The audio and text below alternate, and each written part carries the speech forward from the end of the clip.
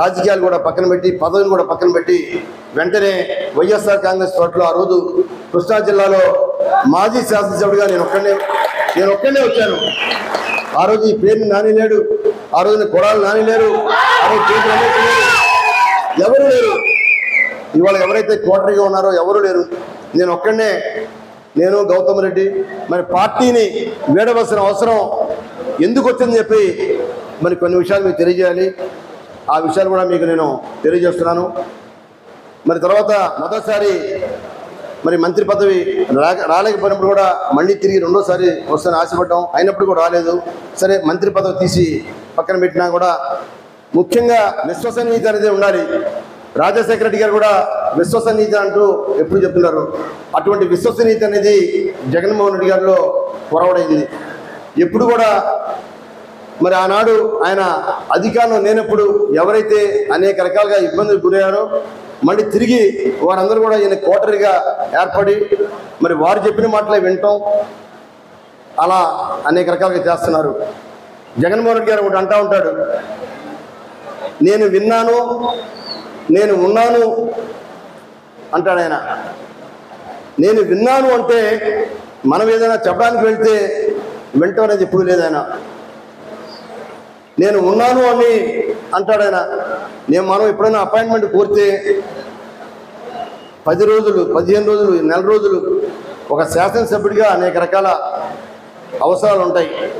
ఉదాహరణకి జగ్గయ్యపేట నియోజకవర్గంలో 3500 ఇళ్ళు, టిట్కో ఇళ్ళు ఆనాటి తెలుగుదేశం ప్రభుత్వంలోనే 70% పూర్తి చేశారు.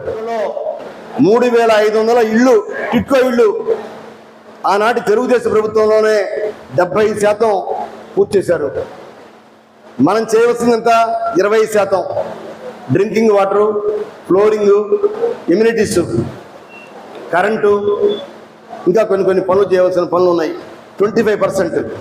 ఆ 25% పూర్తి చేస్తానని చెప్పి అనేక మార్లు ఆ 3500 లబ్ధిదారులకి పదే చెప్తా వస్తాను. దగ్గరికి వెళ్ళాను, ఏమండి బందర్లో మన ప్రభుత్వం రాగానే, పేరు నాని కాన్స్టిట్యున్సీలో మన ప్రభుత్వం రాగానే టిట్కో ఇళ్ళు శంకుస్థాపన చేశారు.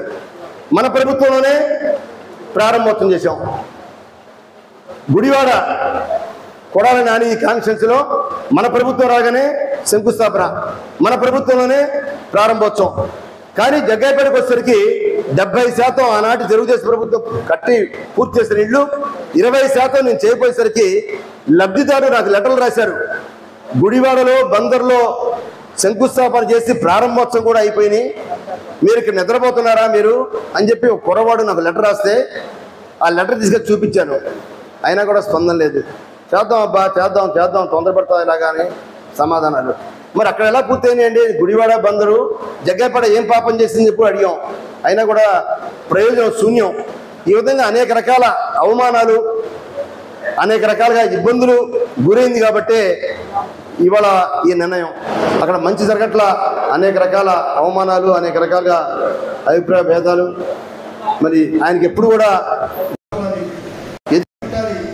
ఎదుటి వాడిని తిట్టేవాళ్ళైతే you are the great leader అంటాడు ఆయన, you are the real hero అంటాడు, you are the real hero అంటాడు ఆయన. అంటే ఎదుటి వాడి మీద దాడి చేస్తే అప్పుడు ఆయన చప్పట్టుగా ఉంటాడు. అటువంటి వ్యక్తి ఆయన. అంటే నేనేదో వెళ్ళిపోతున్నాం కాబట్టి విమర్శించడం కాదు, సమయం వచ్చినప్పుడు జరిగిన 4-5 విషయాలు మీ ముందు చెప్పడం నా యొక్క కర్తవ్యం. నా బాధని మీకు తెలియజేయాలి. ఎందుకు వెళ్ళిపోతున్నారని అనుకోవచ్చు. ఇవాళ ప్రభుత్వం నాకున్న వ్యక్తిగతమైన పనులు ఏమి లేవు. అయితే సమయాన్ని వారికి చేసే బదులు, జగన్మోహన్ రెడ్డి గారు చేసే సమయాన్ని బదులు 10 మందికి సహాయం చేయాలని, మన ప్రాంతాన్ని అభివృద్ధి చేయాలని కానీ ఈ పార్టీలో చేరడం జరుగుతుంది. కాబట్టి మీ అందరి అభిమానంతో, మీరెవరికి కూడా భయపడవలసిన పని లేదు. మీరెవరు కూడా ఇబ్బంది గురిగారు. మీ అందరికీ నాది బాధ్యత. మీ యొక్క నా వెంట వచ్చే వాళ్ళకి ఎటువంటి గౌరవానికి ఇబ్బంది లేకుండా, ఎటువంటి మర్యాదకి ఇబ్బంది లేకుండా, ఎటువంటి లోటుపాట్లు లేకుండా తప్పకుండా వారు నమ్ముకున్న కేడర్కి అందరికీ ఉపయోగపడేలాగా నా వంతు నేను కృషి చేస్తాను. శ్రీ వైఎస్ జగన్మోహన్ రెడ్డి గారికి అధ్యక్షులు వైఎస్ఆర్ కాంగ్రెస్ పార్టీ తాడేపల్లి 2011లో పార్టీ ఆవిర్భావం నుండి ఇప్పటి వరకు వైఎస్ఆర్ కాంగ్రెస్ పార్టీలో మీకు ముఖ్య అనుచరుడిగా కొనసాగుతూ వస్తున్నాను. మీ ఆదేశాల మేరకు ఉమ్మడి కృష్ణా జిల్లా అధ్యక్షునిగా బాధ్యతలు చేపట్టాను. పార్టీ బలోపేతానికి నా వంతు కృషి చేశాను. మీ ఓదార్పు యాత్ర మొదలుకొని మీరు కానీ మీ కుటుంబ సభ్యులు కానీ చేపట్టిన ప్రతి కార్యక్రమంలో నేను ప్రత్యక్షంగా పాల్గొని ప్రతిసారి నాకు అన్యాయం జరుగుతూ వచ్చింది. అయినా రాజశేఖర రెడ్డి గారి గమనంలో ఉంచుకొని భరించాను. కానీ చివరకు పార్టీలో సరైన గుర్తింపు కూడా దక్కని పరిస్థితి చూశాను. ఇది నా మనసును మరింతగా కలతవేసింది. ఈ పరిస్థితుల్లో పార్టీలో ఇమడలేని పరిస్థితి ఏర్పడింది. విలువలతో కూడిన రాజకీయాలు చేయాలన్న నా రాజకీయ గురువు రాజశేఖర రెడ్డి గారి స్ఫూర్తి నాకు ఆదర్శం. అందుకే ఆత్మాభిమానాన్ని కాపాడు కోసం తప్పని పరిస్థితుల్లో పార్టీని వీడాల్సి వస్తుంది. ధన్యవాదాలతో సామినేని ఉదయభాను. 4 గంటలకి పవన్ కళ్యాణ్ గారి కార్యాలయం ఉంది. మరి పార్టీ నేను జాయిన్ అవుతున్నాను, పదవి వస్తాను అని మాత్రం కాదు, మంచి విలువలతో కొన్ని రాజకీయాలు చేయాలి. ఇక్కడ కూటమి ఉందంటే అటు కేంద్ర ప్రభుత్వం కానీ రాష్ట్ర ప్రభుత్వం కానీ ఇటు జనసేన కానీ 3 కూటమిలు కలిసి పనిచేస్తున్నాయి. కాబట్టి ఆ కూటమి ఎన్డీఏలో చేరాలని నేను అనుకుంటున్నాను. మరి మీ అందరి సహాయ సహకారాలు, మీ అందరి అభిమానాన్ని తప్పకుండా ఇవ్వాలి. వైఎస్ఆర్ పార్టీ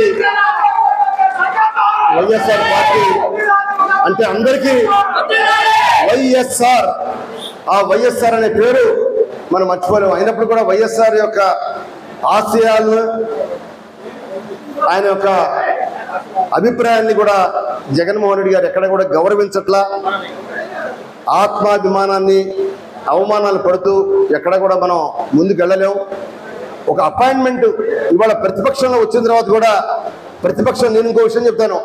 ప్రతిపక్షంలోకి వచ్చిన తర్వాత ఈ 3 మాసాల్లో ఒక అతని కోసం వెడ్డింగ్ కార్డు ఇవ్వడానికి వెళ్ళాం.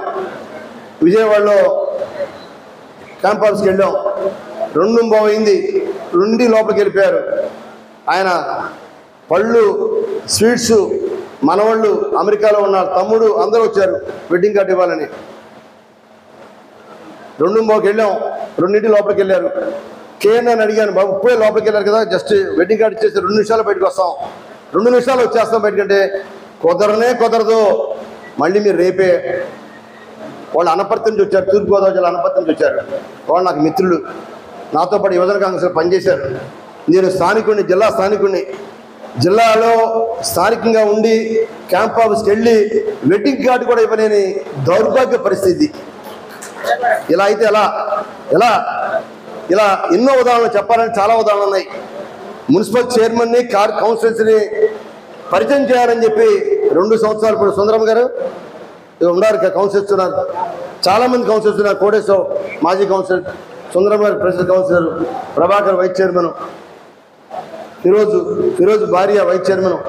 అమ్మాయి కూడా చాలాసార్లు కౌన్సిలర్స్ అడిగారు అపాయింట్మెంట్. ఒకసారి మా అందరితో గ్రూప్ ఫోటో తీయించమన్నారు. వెళ్దాం అన్న వాళ్ళం. కాలం అయిపోయింది. ఒక ఎంపీపీని తీసుకెళ్ళి పరిచయం చేద్దామంటే సమయం ఉండదు. కౌన్సిలర్ని తీసుకెళ్దామంటే పరిచయం సమయం ఉండదు. రోసయ్య ఎన్నిసార్లు అడిగావు? చాలాసార్లు అడిగాడు. కానీ ఎలా ఒక ముఖ్యమంత్రి కలవాలని ఒక ఎమ్మెల్యే అనుకున్నా కూడా కలవలేని పరిస్థితి. రేపు 22వ తారీఖు సాయంత్రం 4 గంటలకి జనసేన కానీ వైస్ చైర్మన్స్ ఇద్దరు కానీ, అలానే ఎంపీపీ కానీ, జడ్పీటీసీ కానీ కొంతమంది ఆ రోజు కొంతమందికి, మరి ఎక్కువ మంది కాకుండా కొంతమందికి పార్టీ కండువాలు వేసి, ఆ తర్వాత మళ్ళీ పెద్ద ఎత్తున మళ్ళీ పవన్ కళ్యాణ్ గారిని జగ్గయ్యపేట తీసుకొచ్చి మళ్ళీ ఒక కార్యక్రమాన్ని కూడా ఏర్పాటు చేస్తాం.